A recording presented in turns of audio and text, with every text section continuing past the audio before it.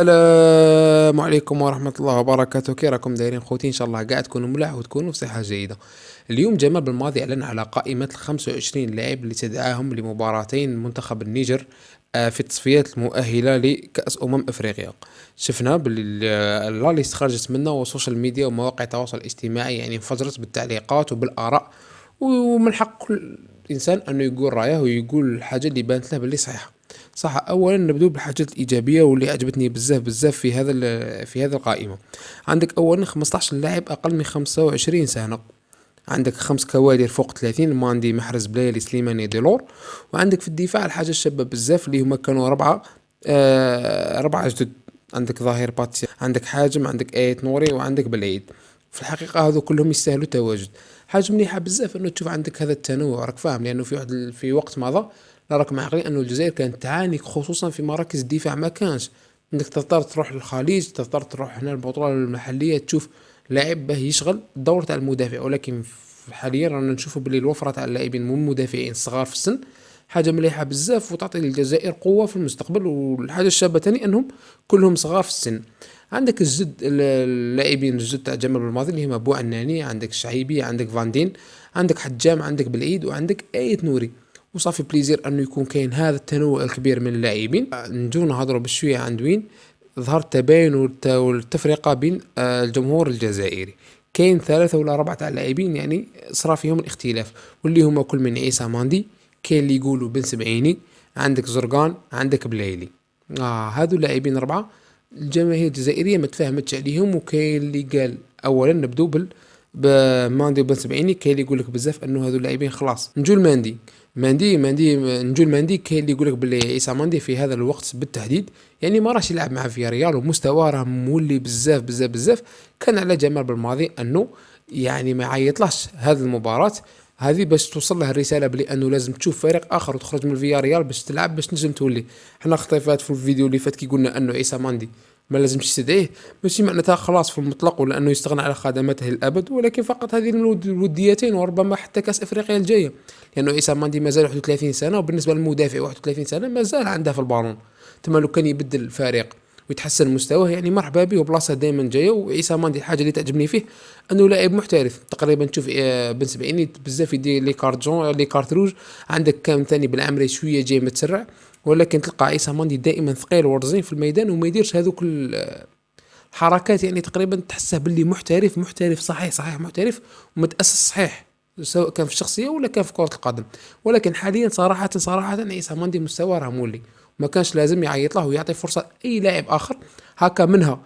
هذاك اللاعب الجديد اللي يجي ينتحلوا عينيه ويشوف بلي كاينه فرصه من القدام، لو كان يزيد يزير روحه يزيد يعيط له بالماضي. ومنها رساله اخرى لعيسى ماندي بلي لازم خلاص تبدل النادي وثاني تزير روحك، لانه المنافسه راهي كبيره بزاف. نجو اللاعب ثاني واللي انا يعني ضد جمال بالماضي في الاستدعاء تاعه واللي هو زرقان. انا زرقان هذا اللاعب ما يدخلش في راسي، ما على باليش علاش. بالنسبه لي كي تشوفه يلعب في الميدان ما عندهش اساسيات كره القدم. يعني مثلا الكونترول تاعه والله يا خوتي لو كان تشوفوا لي ماتش انه دائما الكونترول تاعه كي يحطك راه لابا تضرب وتعاود تولي تبعد عليه، يعاود يقعد يجري فيها. يعني حتى في ترويض الكره في لي باس سامبل ما يديرهمش. عندك توصيل الكره والتمريرات الثاني تقريبا التمريرات تاعه بزاف منهم غالطين. كون فاهمين؟ انا زرقان، انا هذه زرقان اللي قالوا زرقان انا راني مع اللي قالوا انه بالماضي ما كانش لازم يعيط للزرقان. اما في خصوص بلايلي وهنايا اللي صارت الطامه الكبرى، كاين اللي يقولوا باللي سعيد بن رحمه وبيلال الابراهيمي يستاهلوا التواجد في بلاصه بلايلي. هنايا شوف، كما قال لك هنا راهي 50 50. كاين اللي قالوا باللي يوسف بلايلي لازم يجي، لانه يوسف بلايلي حتى وما كانش يقدم ذاك الشيء الكبير مع النادي تاعه في المنتخب الوطني يعطي 1000% ودائما يحدث الفارق. ويقول هذا الفريق قالوا بلي سعيد بن رحمة تقريبا راه نشوفوا باللي مع وست هام تقريبا راه في كل ماتش يدير الفارق، ويا يسجل يا يدير اسيست يقدم تمريره مفتاحيه ليسونسيال مع وست هام هذا الموسم، وخصوصا في هذه الفتره التاليه. سعيد بن رحمة راه مشتعل صراحه، واحد يقول صح باللي سعيد بن رحمة راه في مستوى وفورمه عاليه بزاف. ولكن دائما كاين هذا الفوج تاع الاول يقولوا باللي دائما لما يستدعى سعيد بن رحمة ما يقدمش هذاك المستوى الكبير، لانه تقريبا ماشي موالف يلعب كونتر الفرق الافريقيه. وهذا الفريق الاول اللي قالوا الهضره قالوا بلي انه سعيد بن رحمه تستدعيه من يكون ماتش كونتر البرازيل، تلعب في الخارج، تلعب كونتر كما قالوا لاسيوات كيما خطيفات، تلعب كونتر كولومبيا. يعني الفرق اللي تلعب البالون بالون تاع تحط بالون في الارض وتدور لابال، ولكن قال لك انه لاعب في افريقيا سعيد بن رحمه ما ينجملاش. هذا الفريق الاول. الفريق الثاني قال لك لا، يعني مادام راه متالق خلاص تعطيه فرصه تاعه، وما كانش العنصريه وما كانش العاطفه. يعني قالوا بلي انه جمال بالماضي كانت دات على العاطفه في اختيار بلالي على سعيد بن رحمه. هذا الفوج الثاني قالوا بلي لازم يا سعيد بن رحمه يا بلال براهيمي، ايضا راه متالق مع نيس، الحق يقال راه قدم في يعني في الفتره الاخيره ثاني اداء كبير بزاف، حتى والناس يعاد من الاصابه، هذه المعلومه. بالك والناس من عاد من الاصابه، بالك شغل تسليط الضوء عليه راه قليل، لانه يقولوا عايد من الاصابه. ولكن بلال الابراهيمي وسعيد بن رحمه وبليلي، هنا هذه نقطه الاختلاف اللي صارت في الجماهير الجزائريه. صح. نقطة إيجابية واحدة أخرى، نقطة إيجابية واحدة أخرى دارها جمال بالماضي في هذا التربص في هذه القائمة، أنه لأول مرة منذ تولي جمال بالماضي يعني قيادة منتخب الجزائري لم يستدعي ولا لاعب من الخليج. هذه رسالة واضحة جدا سواء للاعبين الحاليين ولا اللاعبين الناشئين. إذا بغيت تلعب في المنتخب الجزائري عليك تحترف في أوروبا وتتعلم البالون في أوروبا. رسالة واضحة جدا، لأنه صراحة لو كان سليماني راح للخليج ما كانش راح يستدعيه جمال بالماضي هذه المرة.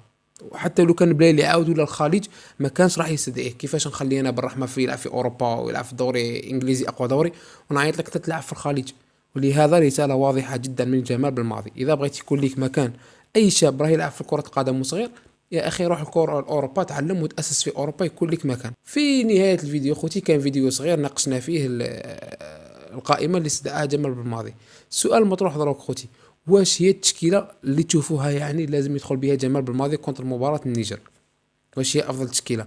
حاجه ثانيه، المشكله اللي وقع فيها جمال بالماضي انه راه كاينه وفره بزاف في اللاعبين، والقائمه تضم فقط 25 لاعب، ما تقدرش تعيط لهم كاع فاهم، ما تقدرش، ما كما قال لك لو كان ما دارش هذه القائمه وبدل لاعب مع واحد اخر من اللي ما استدعاهمش، بالك انا واحد من الناس نقول له هذاك لازم يجي وكاع.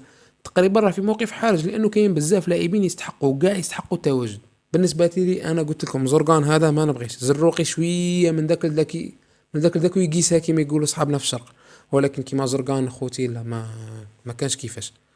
هذا فيما يخص فيديو اليوم خوتي. قولوا لي التشكيله اللي شفتوها ملائمه لمباراتي النيجر، وهل في المستقبل غادي يعني يعاود يولوا لاعبين مثل بن رحمه يعاود يعيط لبلال الابراهيمي؟ لانه انا بانت لي باللي هذه مباراه النيجر شغل عيط لهذو اللاعبين جدد، هذو خمسه ولا سته، قاع به يبين لهم بلي انه نيته صادقه، بلي انه لما استدعاهم باه يكونوا حاضرين معاه ويستدعيهم في كل مباراه.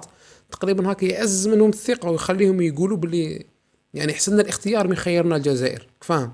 انا بانت لي هكا خمم جنب الماضي على هذه، كاين بزاف اسماء جديده واستغنى عن واحد الاسماء كانت موجوده من قبل في المنتخب الوطني الجزائري. خوتي كان هذا هو فيديو اليوم، ما تنسوناش من الاشتراك واللايك، وشاركونا بالتشكيله تاعكم اللي تشوفوها ملائمه في التعليقات، ونتلاقوا في الفيديو الجاي ان شاء الله. الى اللقاء.